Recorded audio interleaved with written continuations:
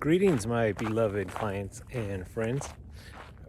Last week I did a video about Tesla, and because they had a phenomenal, in my opinion, earnings call, and I talked about how Tesla was the fat pitch of my career, and I said I was going to do another video to say why I thought that, and so I want to reference Michael Porter, who is a Harvard professor and a management guru and an authority and the guy when it comes to strategy, business strategy, competitive strategy.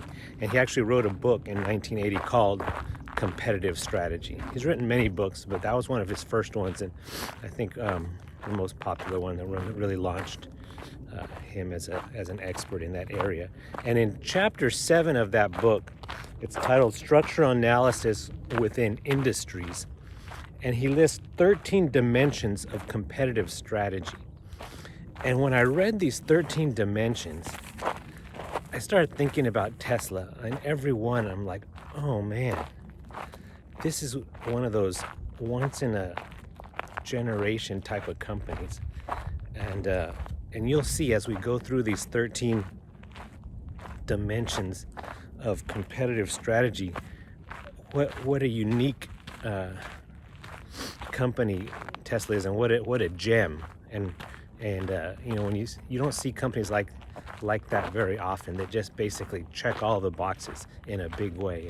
And when you do, I mean, you just load up on them, because they don't come around that often. Okay, so without further ado, let me just drop into the list. Number 1 is specialization.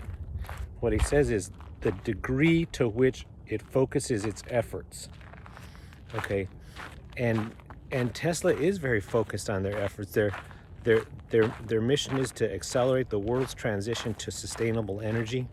They make electric vehicles, and they only bring out one at a time. They came out with the Roadster, and they learned from it, and they had a clear strategy. So we're going to start with a high price, low volume one, and then we're going to go to like a little bit lower price, but still high price, and a little bit higher volume, and then we're going to go to a more moderate priced, high volume. And so that was their strategy from the beginning, and it was very focused. And even in the call last week, he said, we're not going to bring out any new product this year because we have so much demand for the Model Y that we need to focus on that. We don't want to distract ourselves with all the complications that come from bringing out a new vehicle. And you think about, their competitors, many of them, they have not only electric vehicles, but ICE vehicles. And they're like Volkswagen says, we have plans to bring out 20 different electric vehicles over the next few years. And Tesla's not like that. They're very specialized in the width of their line, their target customer segment. And you're like, well, but they just really have one style, it's just a clean aesthetic, millennial friendly. And you say, why don't they go after, a more luxury market like Lucid, right? But they don't, because they have a look, they have a focus, and that's their specialty, and that's the lane that they are in.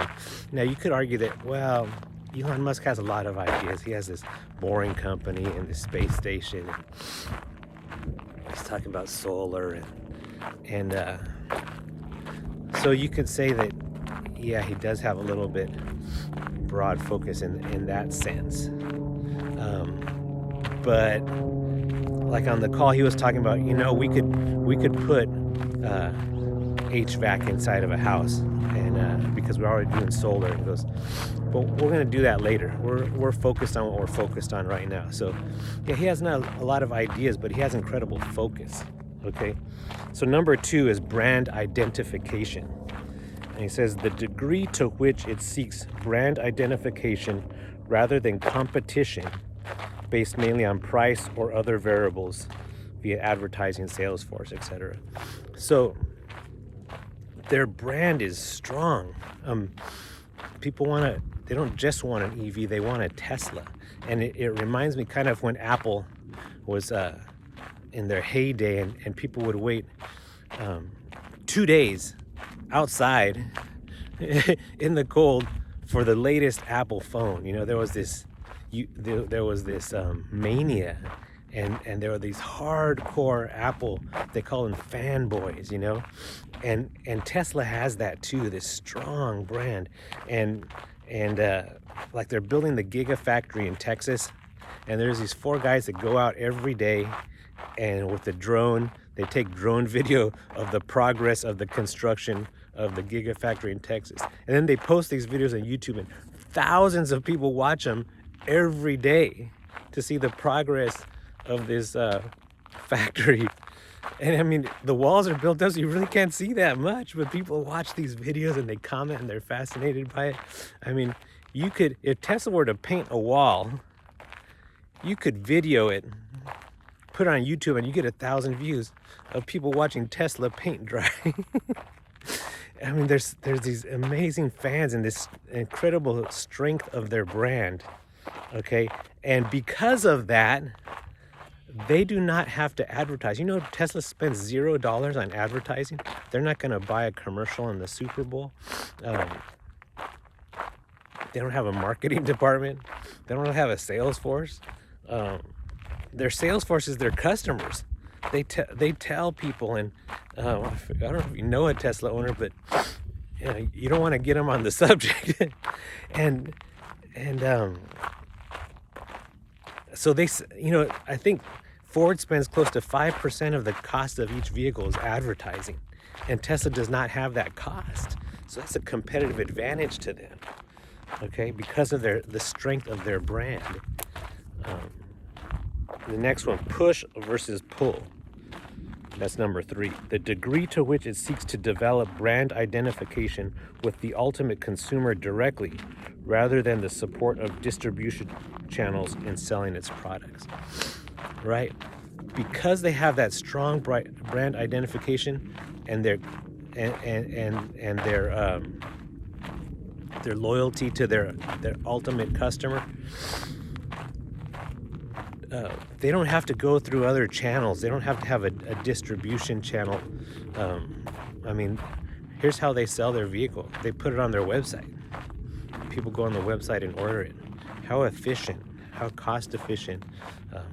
Their brand strength allows them to do that. They have a few showrooms, but they don't have to go through this whole distribution network and dealer network, and give up part of the profits to this dealer network, because their brand is that strong, right? They don't have to have a lot in a dealership, because even if they did, they couldn't keep cars on the dealership. There's a 6-month waiting list, so why have a dealership, right? The next one, channel selection. The choice of distribution channels, ranging from company-owned channels to specialty outlets to broadline outlets. Okay, so it's continuing on the same theme. Because of that strong brand identification, they could sell directly to the customer. They don't have to go through a specialty outlet and then, train the people. Imagine if you sold a perfume and you sold it in these high-end perfume stores, and so you'd have to somehow train the staff at that store to sell your product, and they get to sell a bunch of different products. So that's a tough sell, because you're up against this competition. Even worse, there's a lot of businesses that say, my dream is to be inside of a Walmart. Man, I'd have national distribution, and but that's a tough sell, man. Imagine you sell coffee for those K-cups or whatever, and there's your product on the shelf next to 30 other ones that do the same thing yours does. How do you differentiate yourself? And do you put a salesperson at every Walmart in front of your thing? And then I've heard stories of the trip to Bentonville, which is Walmart's headquarters, and you go into that meeting and they grind you down and take all the margin out of their business. They say, you got to sell it for cheaper. You got to make it in China. And there goes all your profits. Well, you know what? Tesla doesn't have to do that. They don't have to make the trip to Bentonville. They don't have to, train somebody else's sales force to sell their product. Because of the strength of their brand, they're able to sell it directly. It's such a huge advantage, cost-wise and in many other ways. Product quality is number 5. Its level of product quality in terms of raw materials, specifications, adherence to tolerances, features, etc. And when they first came out, they had product quality issues. And as a matter of fact, when they came out with the Model 3, there's this guy named Sandy Monroe, and he's a quality guru. Primarily in the automotive industry, but he's in any type of manufacturing. And he took apart a Model 3. He took it down to the studs, and over several weeks, little by little, and as he was analyzing and critiquing and pointing out, the quality of the manufacturing, the quality and the lack thereof. And he was somewhat critical.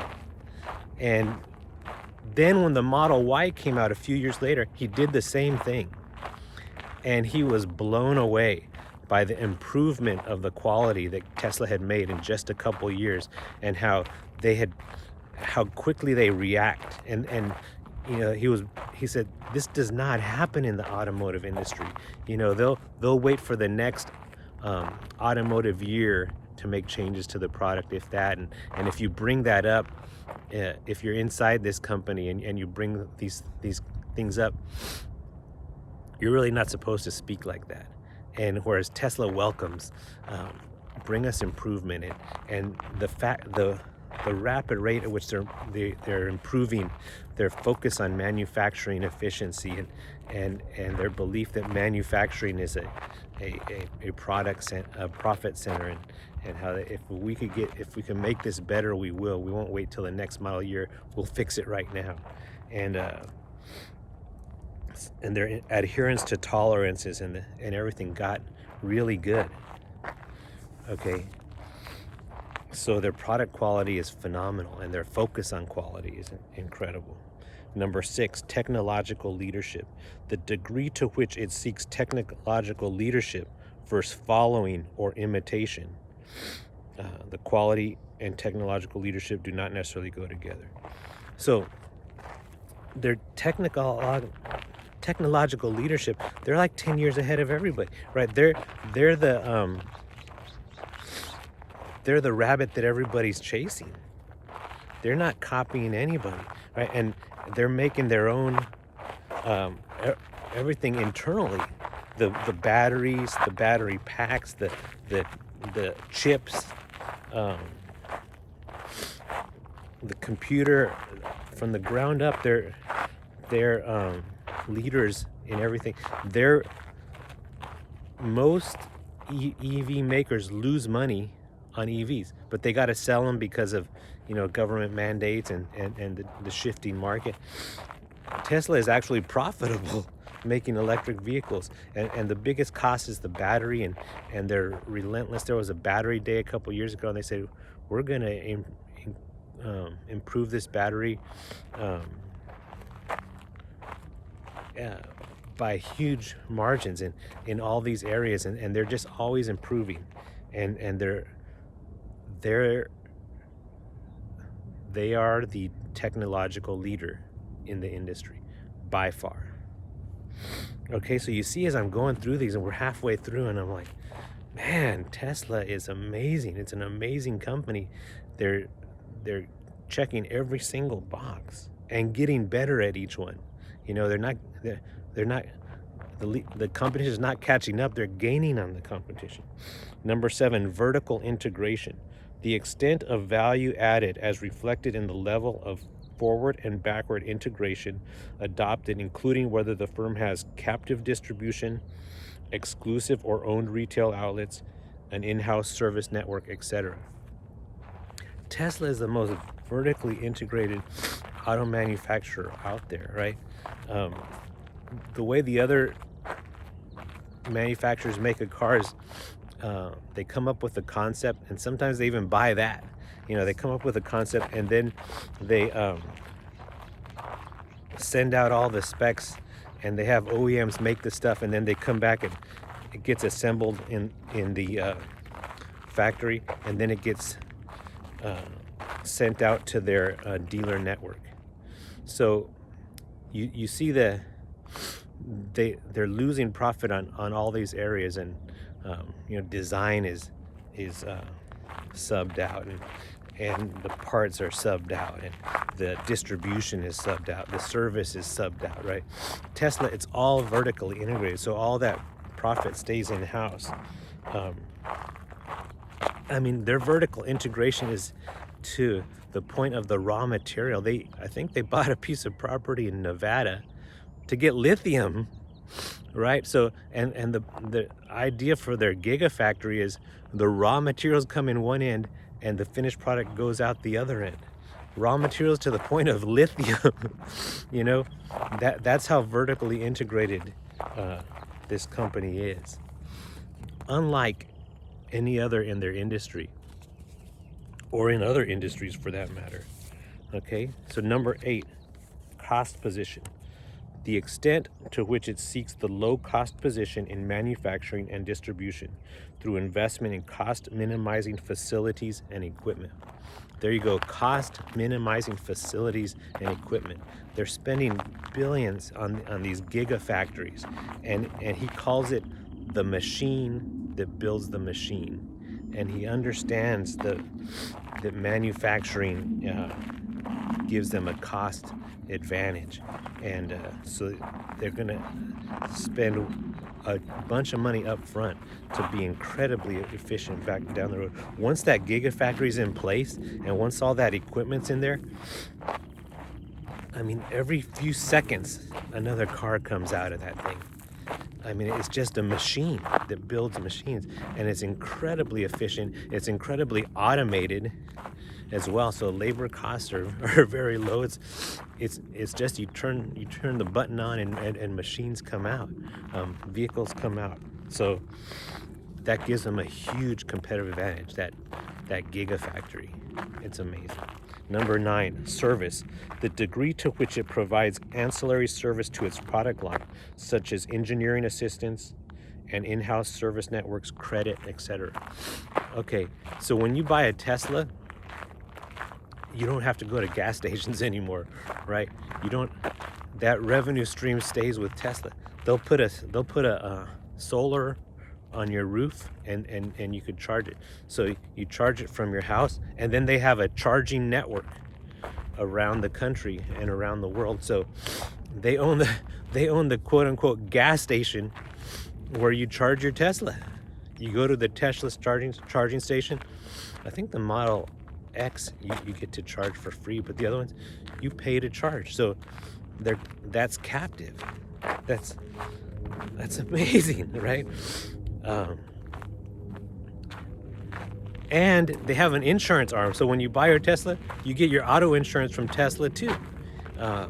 They're in 3 states so far, and they're expanding that. And because of all the technology that's in the vehicle, they could tell if you're a good driver or not, and they could charge you accordingly. So it's very cost competitive. It's very efficient. So they're vertically integrated even in service. The service is at there isn't much service because it's an electric vehicle. You don't have to do oil changes or transmission service and stuff like that. But the service is largely in-house as well. Okay, so that's a plus for them as well. Price policy. Its relative price position in the market. Price position is usually related to other variables, such as cost position and product quality. But price is a distinct strategic variable that must be treated separately. So their cost position is very competitive. One, they're able to be right in the range with their competitors and be profitable, where their competitors are not profitable at that price range. You look at the Cybertruck, which has not come out yet, but it was priced incredibly competitive, even compared to the ones that are coming out, the Rivian electric and the F-150. I think the base model of the Cybertruck was $39,900, and the mid-level model was $49,900, and the high end was $69,900 for a truck that could do, specs wise, was very competitive and really kind of blew out the competition. Okay, so their price position is good. Leverage, the amount of financial leverage and operating leverage it bears.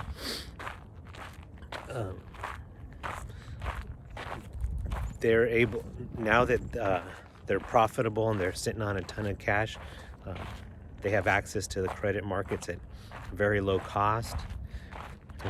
Their product leverage is that gigafactory. It gives them incredible operating leverage. Okay. Number 12, relationship with the parent company. This one is kind of a NA because they don't have a parent company. So you could say that's good because they are the parent company, which means requirement or the behavior of the unit based on the relationship between a unit and its parent company.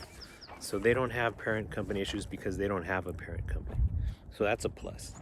And number 13, the final one, relationship to home and host government. In international industries, the relationship the firm has developed or is subject to within its home government, as well as host governments in foreign countries where it is operating. Home governments can provide resources or other assistance to the firm, or conversely, can regulate the firm or otherwise influence its goals. Host governments often play similar roles. So, their home government, which is the U.S., when they were first starting, they got a loan from the U.S. that helped them get off the ground. And they initially had these huge tax credits for electric vehicles that really benefited them. Now that they're a more seasoned player, I think it's for the first 200,000 vehicles sold, so they're past that. So now the newer EV manufacturers still have that credit where Tesla no longer does. But the fact that they make EVs gives them a friendly relationship with the government because they're about cleaning up the environment and stuff like that. Although in their home state of California, where their first factory was in Fremont, there was a state politician that was very unfriendly to them, and especially during the COVID, and Elon Musk up and left. They still have the factory in Fremont, but he moved the company headquarters to Austin, Texas, where the state government is much more friendly to him and his company. And so overall, I wouldn't give it a 10 out of 10, but they have a pretty good relationship with their home government. Now let's talk about the host government. So they have also gigafactories in Shanghai, China, and they're building one in Brandenburg, Germany. And it's amazing the relationship they have with China, which can always change, but they're one of very few manufacturers that were allowed to open a factory in China and build there, and China is a huge market for them, and so somehow he has a great relationship with China, which can change, but for now it's a very good relationship. I think China wants him to train their citizens and then move them to some competing factory. That might be the reason why they're so nice to him, but they are. Now Germany is a different story. They never got full approval on that factory, and he went ahead and started building it anyway, and so they're giving him approval as he goes. but it was started before the one in Austin, and I think the Austin one's going to be up and running before the one in Germany, because I think the government and the environmentalists and stuff in Germany are giving them a hard time, quite frankly. So it's a little bit of a challenging relationship with Germany. So on that last point, I wouldn't give them a 10 out of 10, right? But on almost every other point, I mean, they shine and they stand out. And when I was reading this, I said, oh my God, I gotta buy more Tesla. This was a couple years ago when I started buying it, and because there are very few times you could run across a company that has such a fundamental competitive advantage inherent in the company, and that is likely to continue for a long time. So I think going through that list makes it clear why Tesla is our number one holding, and it probably will be for years to come. All right, have a great day.